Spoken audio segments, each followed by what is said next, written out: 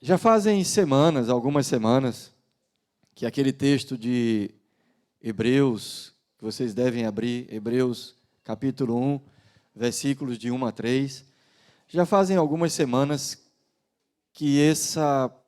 Hã? Deixou. Já fazem algumas semanas que exatamente esse trecho aí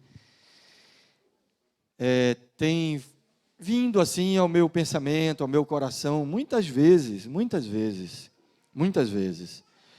E exatamente meditando nele, é que me ocorreu, da parte do Senhor, esta palavra que quero compartilhar essa manhã. Então, Hebreus capítulo 1, versículos de 1 a 3. Quem abriu fala amém. Se você não abriu ainda, fala misericórdia. Que é isso? Tanta gente não abriu ainda. Que é isso?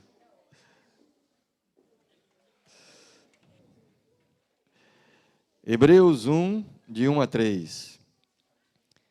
Havendo Deus outrora falado muitas vezes e de muitas maneiras aos pais pelos profetas, nestes últimos dias nos falou pelo Filho, a quem constituiu herdeiro de todas as coisas, pelo qual também fez o universo. Ele, que é o resplendor da glória e a expressão exata do seu ser, sustentando todas as coisas pela palavra do seu poder, depois de ter feito a purificação dos pecados, assentou-se à direita da majestade nas alturas. Eu quero repetir os versículos 1 e 2. Havendo Deus outrora, quer dizer, no passado, falado muitas vezes e de muitas maneiras. Se você puder, grifa isso, muitas vezes e de muitas maneiras. Então, Deus falou uma vez, outra vez, mas falou de maneiras diferentes, muitas vezes e de maneiras diferentes, pelos profetas, através dos profetas. Falou a quem? Falou ao povo. Diz assim: havendo Deus feito isso no passado, agora, nestes últimos dias, eu lembro que os últimos dias eram aqueles que eles estavam vivendo e são os nossos também. A Bíblia chama de últimos dias a época que se inaugurou com a vinda de Jesus. A partir dali são os últimos dias. Então, diz aqui, nestes últimos dias, nos falou pelo Filho. Irmãos, o que é isto? Deus falando, Deus insistindo em falar, muitas vezes, de muitas maneiras, com os homens, conosco. Primeiro, no passado, pelos profetas, de forma criativa, muitas vezes e muitas maneiras. E, finalmente, desde a vinda do Filho, por meio do Filho, Deus tem falado. Por que Deus insiste tanto? Por que não deixa para lá?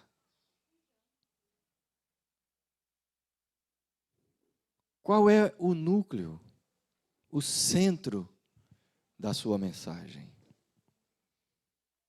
Vamos ver primeiro, então, lá no princípio, antes de haver os profetas, antes de ser necessário todo o envio dos profetas, vamos ver lá no começo, para a gente começar a entender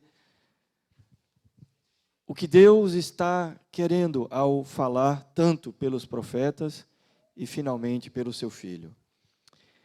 Se você está com a Bíblia, abre em Gênesis capítulo 2. É o comecinho, Gênesis 2. E eu vou ler versículos de 8 a 10. Depois de ter feito o homem, descreve aqui o versículo 8, Gênesis 2, 8. E plantou o Senhor Deus um jardim no Éden, na direção do Oriente, e colocou nele o homem que havia formado. Do solo fez o Senhor Deus brotar toda sorte de árvores agradáveis à vista. Sublinha ali, árvores agradáveis à vista. Sublinha na tua Bíblia. Agradáveis à vista e boas para alimento. Elas não eram apenas saudáveis como alimento, mas elas eram agradáveis de se ver. Era bonito o ambiente que Deus fez. O jardim que Deus criou era um jardim fantástico, que homem nenhum jamais pôde repetir. Se fala que os jardins suspensos da Babilônia fazem parte das 8 maravilhas do mundo antigo. Nada comparável ao que Deus fez no Jardim do Éden. Houve um paisagista brasileiro chamado Burle Marx. Tem vários jardins em Recife feitos pelo Burle Marx e em algumas partes do mundo também. São jardins muito bonitos. Mas nada se compara ao Jardim do Éden. Deus se esmerou ao fazer aquele jardim. Pensou e executou cada detalhe. E fez tudo não apenas para que fosse um ambiente saudável, mas também agradável. Um ambiente aconchegante. Versículo 10. E saía um rio do Éden para regar o jardim, e dali se dividia, repartindo-se em 4 braços. Havia água abundante, água refrescante. Um ambiente que não era nem quente nem frio, não era morno, era agradável. É um ambiente que não tinha esse mosquito que está zunindo aí no seu ouvido e no meu. Não tinha. Não tinha pedras que furassem os pés, eles estavam nus. Não tinha árvores que furassem ou cortassem, não tinha. Tudo isso é consequência do pecado. Não tinha. Havia ali um jardim perfeito, feito por um Deus perfeito, e ali colocou o homem. Deus também colocou algumas tarefas muito importantes para o homem. Uma delas, cuidar do jardim. O homem não teve que plantar o jardim, sabia? Aqui diz que Deus, versículo 8, e plantou o Senhor Deus um jardim no Éden. Quem plantou foi Deus. O homem já chegou com o ambiente todo pronto. E ali para cuidar daquele ambiente, nas condições maravilhosas que Deus lhe deu de temperatura, de tempo, não tinha aquela raios e trovões, né? Alguns se escondem, fecham os ouvidos, o blackout das janelas, não é? Lá perto eu moro numa região que tem muitos prédios e todas as vezes que vinha que aparecia um daqueles relâmpagos maiores que iluminava tudo, eu ouvia uma multidão gritando nos prédios ao redor. Ué! O pessoal gritava. Eu achava engraçado, porque eu acho bonito o raio. Eu fiquei no sofá olhando para o céu para não perder nenhum raio. Durante mais de 1 hora eu fiquei olhando, porque eu acho muito bonito, eu acho fantástico aquilo. O sinal de Deus maravilhoso. A força de Deus, aquilo é só o raio, irmão. Imagina a força de Deus. Ali é só o raio. Imagina a força de Deus. Pois bem, não havia isso no Éden. No Éden era aquele ambiente maravilhoso. E ali Deus deu tarefas importantes para o homem. Cuidar do jardim. Depois Deus chamou o homem para nomear os animais. Com ele. Deus foi com ele. Você consegue imaginar isso? Deus foi com o homem. O jardim era enorme. Eu não sei o tamanho dele, mas era enorme. Cabiam todos os animais no jardim e ninguém ficava empurrando um ao outro. Era imenso aquilo ali. Imenso, imenso. E Deus levou o homem e aí passava o animal e Deus falava: Adão, o que você acha? Eu acho que isso é um elefante. Tá bem, tá ótimo assim. Tá ótimo. E andava mais um pouco e... Adão, o que você acha? Ali é um orangotango.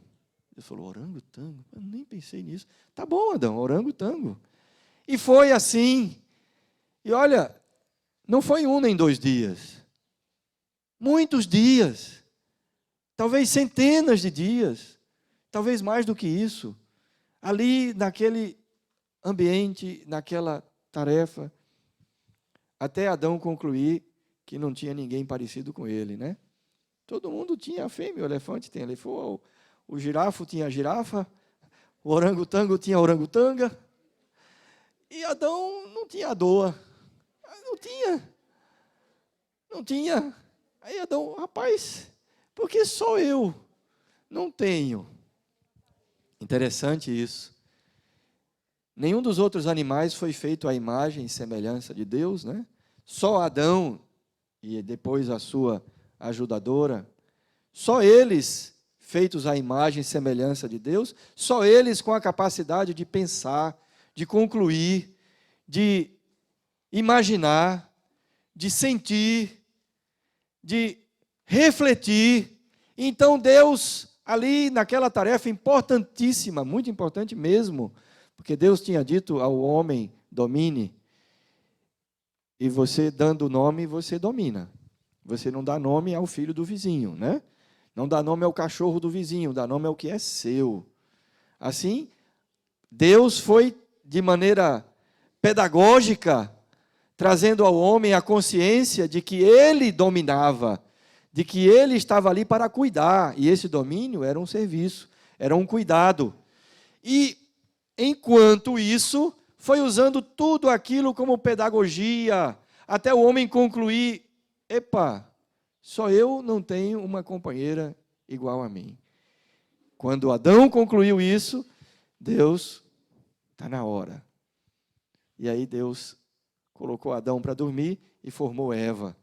E vocês vão ler depois, no versículo 23 do capítulo 2, o primeiro poema feito por um homem nessa terra para uma mulher. Meio troncho, você não vai achar tão bonito assim, mas afinal de contas foi o primeiro poema. Não é? A gente não pode exigir perfeição.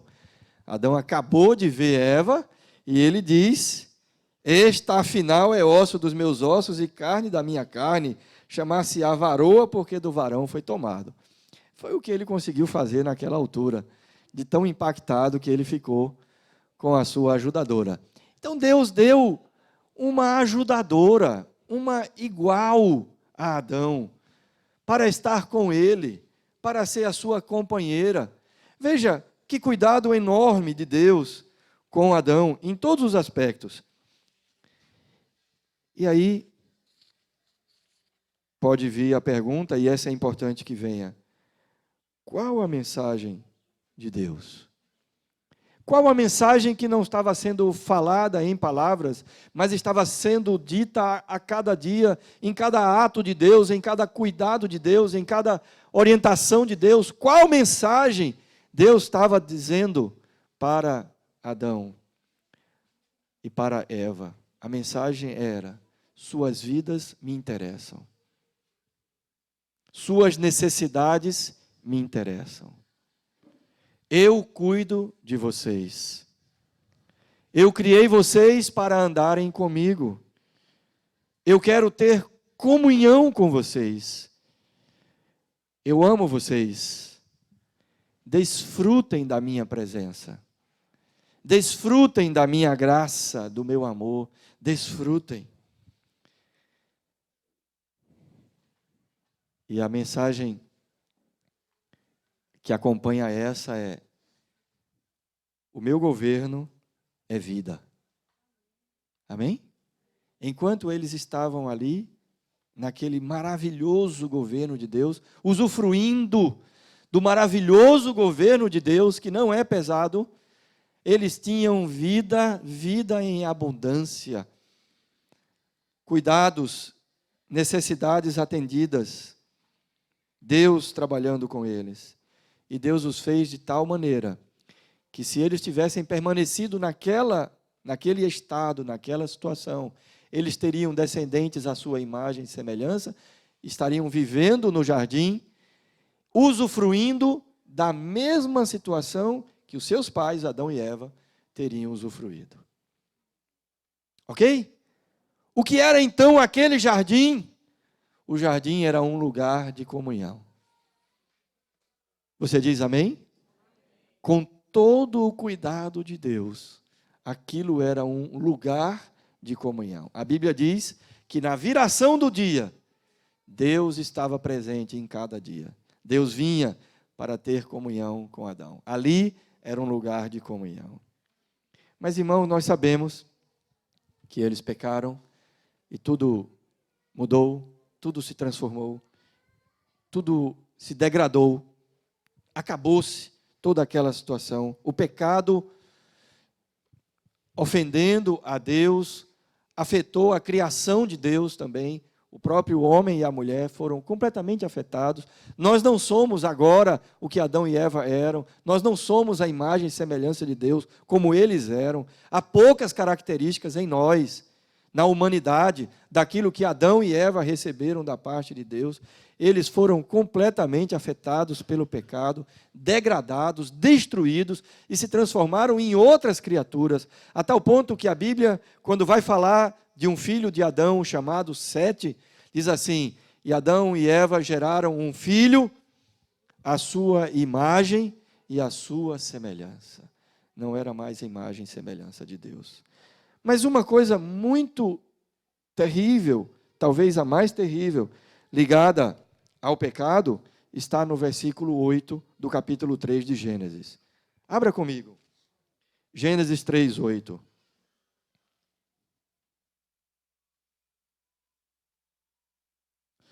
Quando ouviram a voz do Senhor Deus, que andava no jardim pela viração do dia, esconderam-se da presença do Senhor Deus, o homem e sua mulher, por entre as árvores do jardim. Aquela voz que atraía antes, aquela voz que era sinônimo de consolo, de abrigo, de cuidado, de amor, de presença poderosa e protetora, passou a ser uma voz assustadora para eles. Deus não mudou a voz dele. Eles é que mudaram. E aquela voz maravilhosa se tornou para eles uma voz assustadora. E dessa voz eles fugiram. Deus estava ainda o mesmo.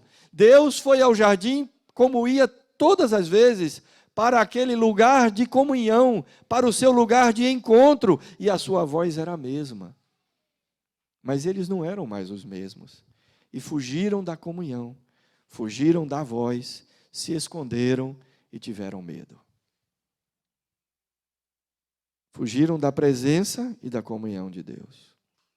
Irmãos, aí então surgiu a necessidade, que fala lá em Hebreus 1, que nós lemos.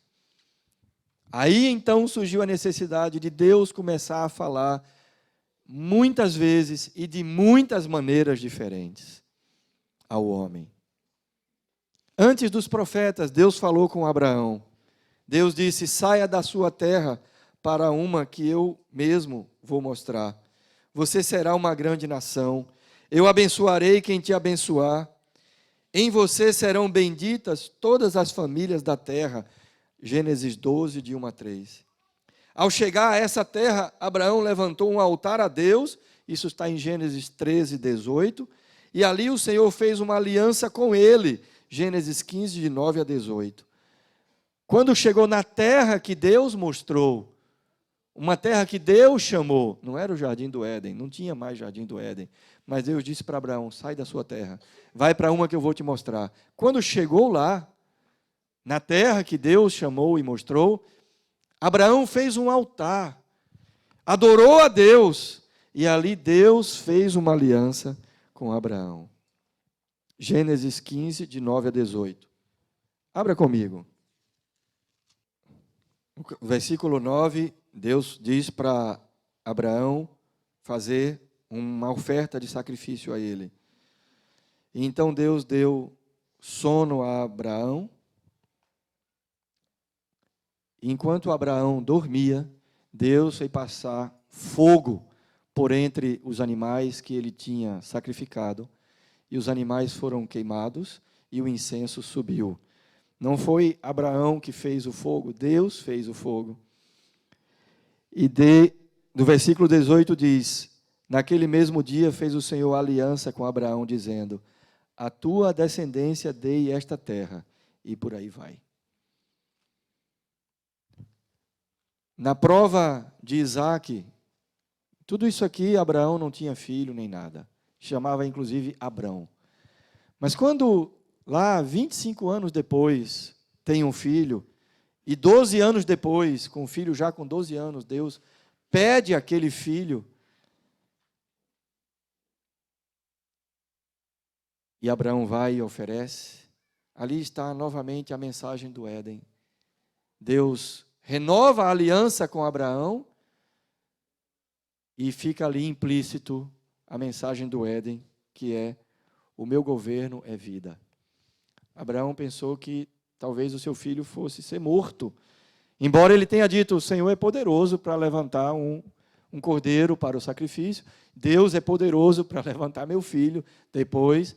Mas no momento Deus falou: para. Ok.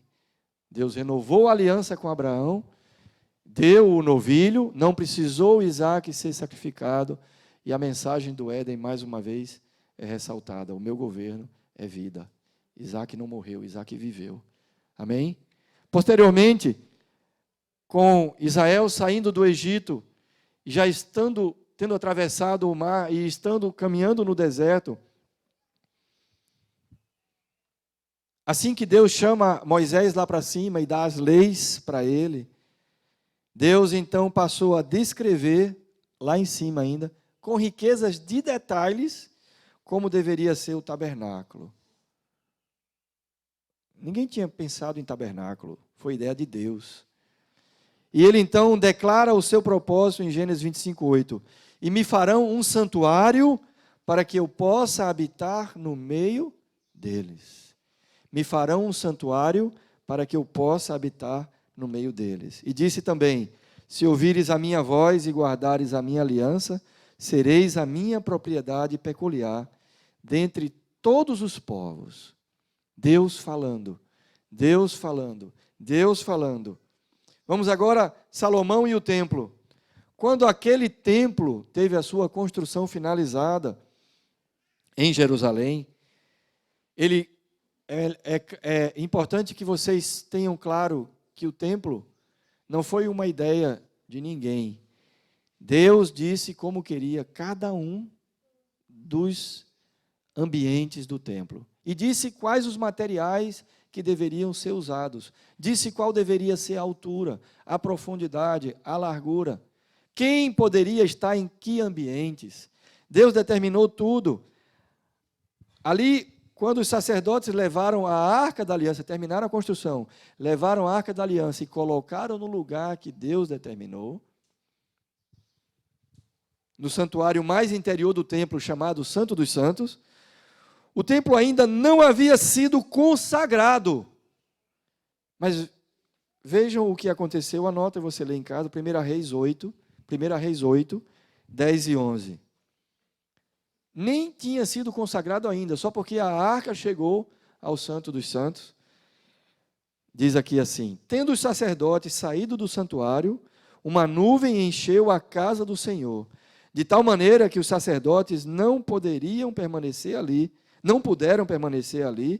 para ministrar por causa da nuvem, porque a glória do Senhor enchera a casa do Senhor.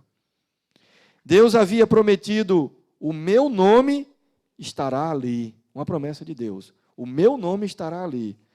Mas Salomão reconheceu na sua oração e disse assim: habitará Deus na terra? A oração de Salomão, ele diz isso. Habitará Deus na terra? Eis que os céus e até os céus dos céus não te podem conter, quanto menos esta casa que eu edifiquei.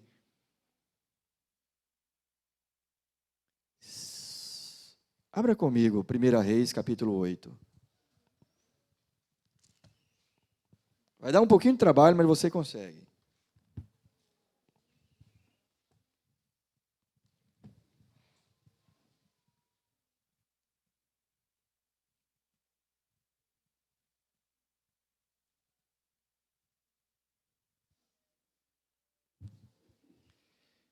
Primeira Reis 8, do 28 ao 30, eu vou ler.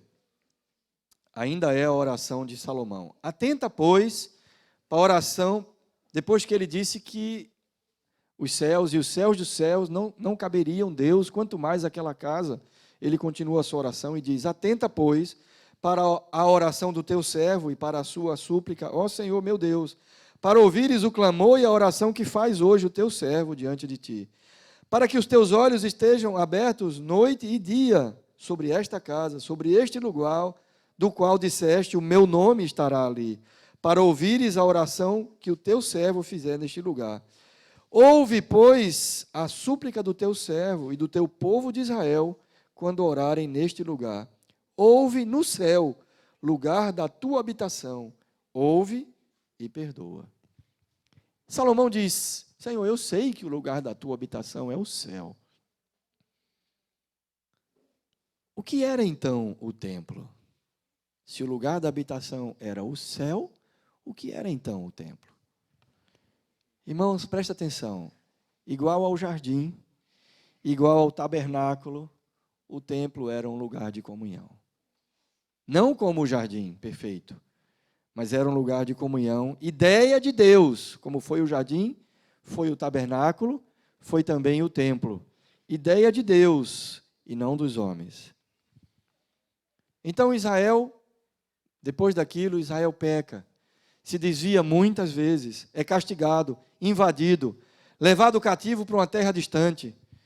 Deus levanta os profetas para falar através deles ao povo. E o que eles dizem? Muitas vezes, e de muitas maneiras diferentes, Deus diz: volta, Israel, porque perecerias longe de mim? Povo meu, por que te mantens nos teus pecados e longe de mim? Quando finalmente chega o tempo da plenitude, Deus envia o seu próprio Filho. E o que o Filho diz do povo de Israel? Mateus 23, 37. Jerusalém, Jerusalém, que matas os profetas e apedrejas os que te foram enviados. Quantas vezes quis eu reunir os teus filhos, como a galinha ajunta os seus pintinhos debaixo das asas, e vós não o quiseste. O filho, quando fala para Israel, ele fala a mesma coisa.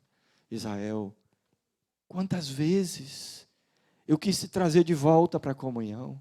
Quantas vezes eu te chamei para o lugar de comunhão? Quantas vezes eu te chamei para a vida de comunhão? Quantas vezes, Israel, eu quis te reunir?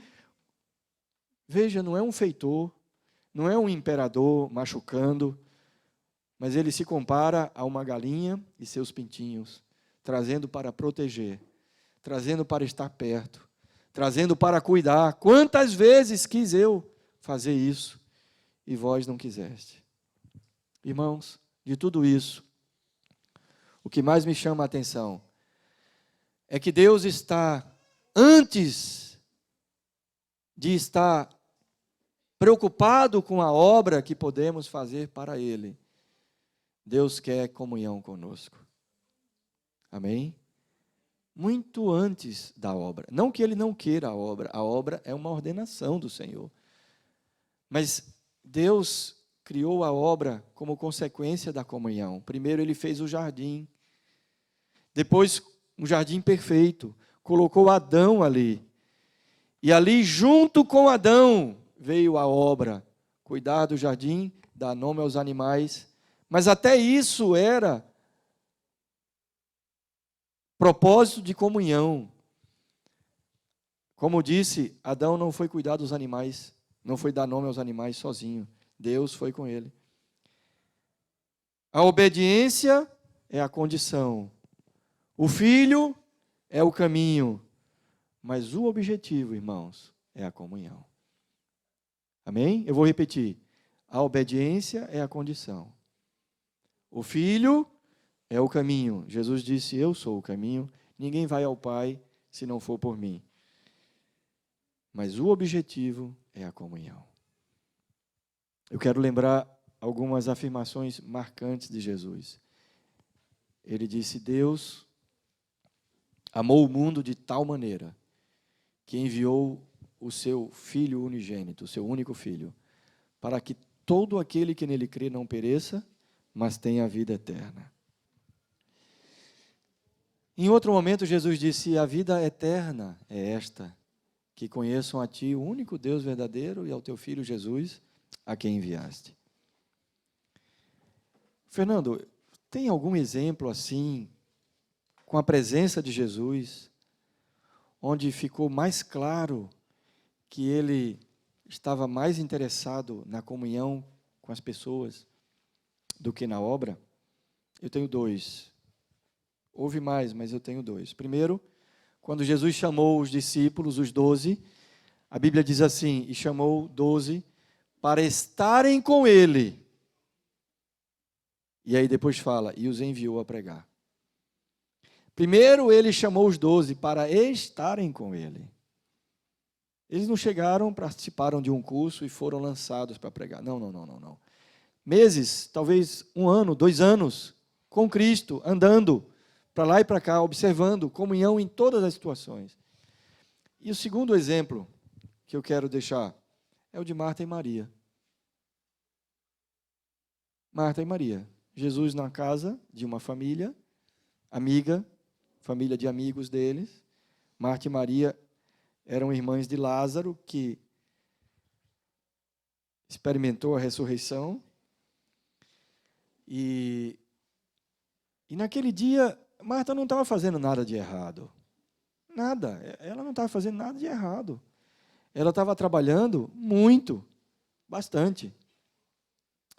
Mas, ao querer repreender a irmã, ela foi repreendida por Jesus. E ela ouviu de Jesus: a tua irmã escolheu a melhor parte. Ela não estava fazendo nada de errado, só estava fazendo a obra na hora que precisava de comunhão. E ela disse, e Jesus falou: a tua irmã escolheu a melhor parte e isso não será tirado. Amém, irmãos? A obra é necessária, é importante, mas no coração de Deus, a obra é uma consequência da comunhão. A Bíblia fala em Atos dos Apóstolos que a igreja de Antioquia estava em comunhão com Deus, estava encontrada, reunida, orando e jejuando em comunhão com Deus. E naquela situação, Deus então falou para a igreja: eu quero que vocês coloquem à parte, separem Paulo e Barnabé para a obra que eu tenho para eles. Primeiro, comunhão. E ali na comunhão, Deus indicou a obra, para onde era, com quem era, né? E quando era. Amém? Então, Deus nos chama, irmãos, sim, antes de tudo, para a comunhão com Ele. Eu quero terminar lembrando aos irmãos o que nos parece, de acordo com a Bíblia, ser o céu.